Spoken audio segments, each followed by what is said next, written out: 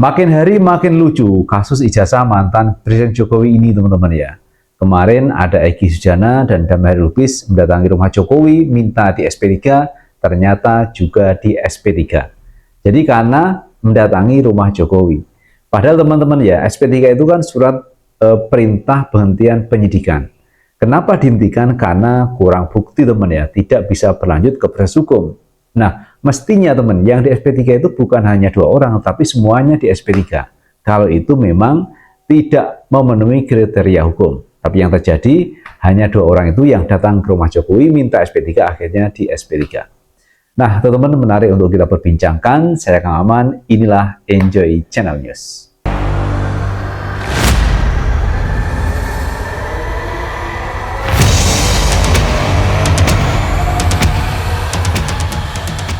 Oleh karena itu, tidak bermaksud saya merasa lebih dari siapapun, apalagi melampaui Presiden Joko Widodo.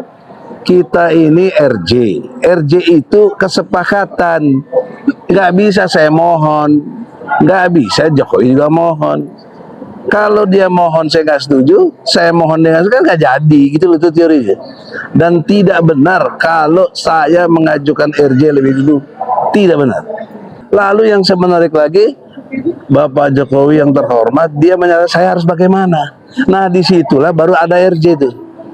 Saya minta perintah Kapolri kepada Kapolda, Kapolda kepada Dirkrimum, cabut cekal saya dan SP3 kan saya.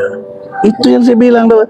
Dia langsung reaksi, Pak Sarip, ajudannya, panggil polisi. Nah saya baru tahu di sana ada polisi, bukan saya didampingi polisi, tidak bermaksud nih. Tapi intinya itu, saya tidak pernah minta maaf.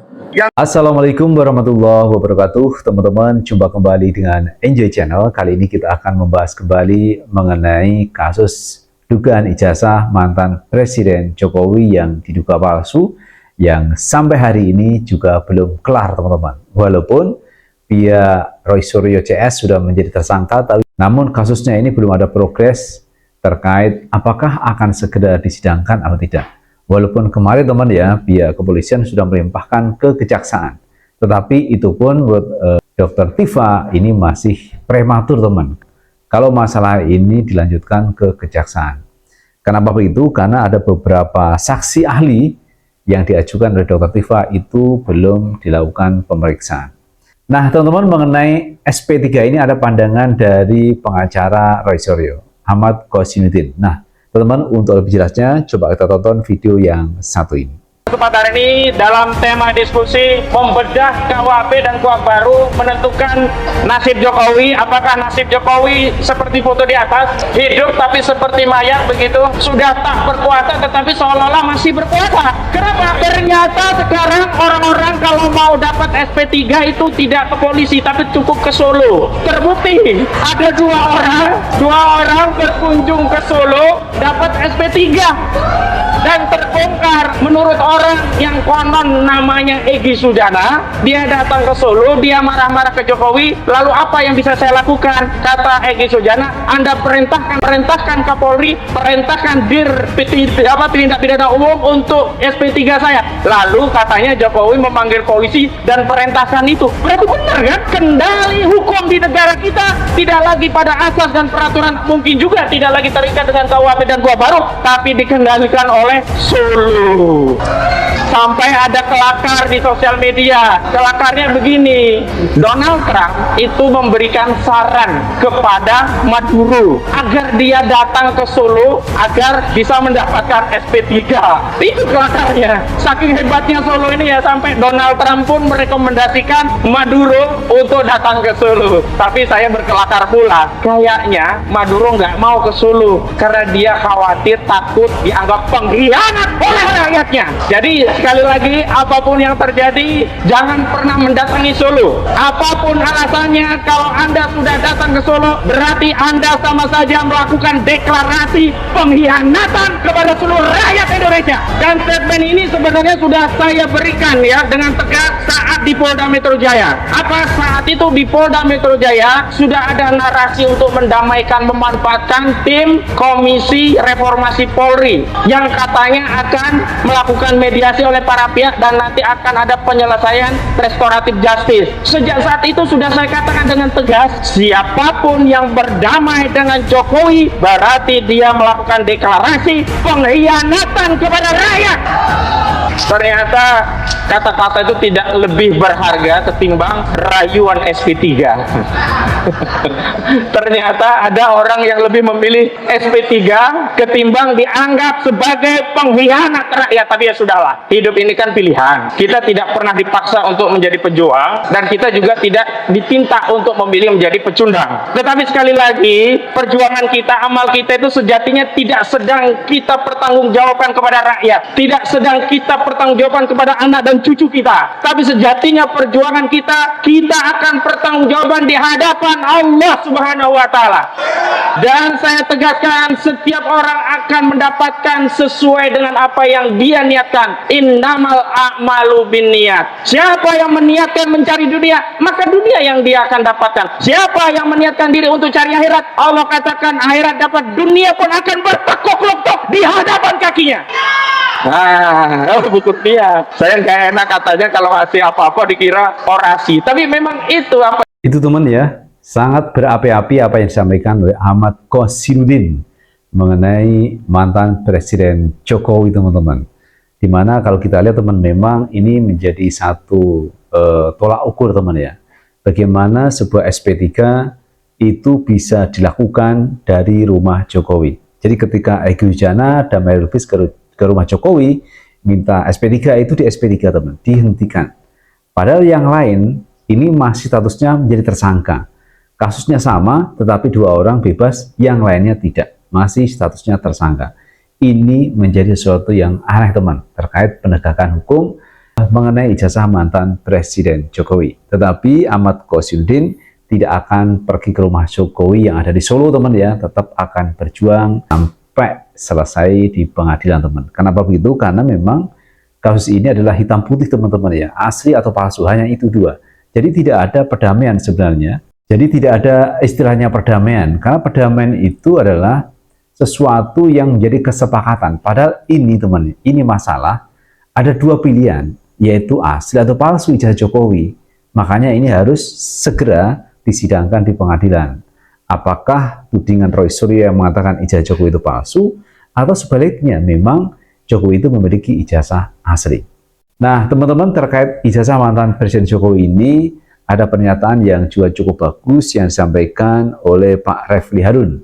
Sekarang saya tantang misalnya seluruh kita semua, berani nggak kita menyelesaikan soal ijazah ini? Forumnya ada di CLS, Citizen Lawsuit itu. Yang di Solo itu? Iya di Solo itu kan pembuktian ijazah, baik dari pihak penggugat maupun tergugat. Tetapi itu sengaja dihindari, semua forum itu dihindari. Yang ada adalah forum yang membuktikan ijazah itu dihindari, tapi forum menersangkakan orang, menjerat orang secara pidana, itu yang dilakukan. Jahat sekali. Coba bayangkan, korban-korbannya nanti ada 5-6 orang kemudian dihukum 1 tahun, 2 tahun, 3 tahun, 5 tahun dan lain sebagainya. Tetapi soal ijazah remains questionable. Tetap menjadi pertanyaan dan misteri. Apakah ada ijazah palsu atau tidak? Apalagi kalau kita merefer Bambang Tri dan Gus Nur yang dihukum 6 tahun tanpa diperlihatkan ada ijazah atau tidak.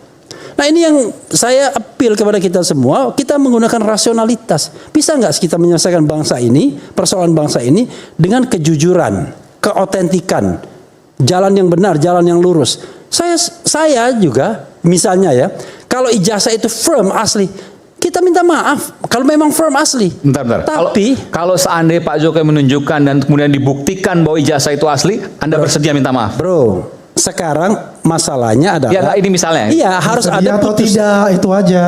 Bro, ngerti nggak Anda? Harus ada putusan pengadilan yang berkekuatan hukum tetap yang menyatakan ijazah itu asli. Kita minta maaf. Dan ingkrah. Ingat nggak? Oke, Ingat nggak? ini menarik. Anda paham nggak? Oke. Putusan pengadilan yang berkekuatan Ingkrah. hukum tetap. Sudah ingkrah, ya kan? Iya, yang berkekuatan hukum tetap. Dan Anda tahu, bukan di kasus pidana, itu di kasus perdata dan kasus Tolak lagi. PTU. Balik lagi, Anda nggak paham, inilah nggak paham hukumnya. Yang Kalau memilih nggak paham, tadi, kalau kalau sudah Anda nggak ingkrah, paham hukumnya nggak usah minta maaf. ngomong.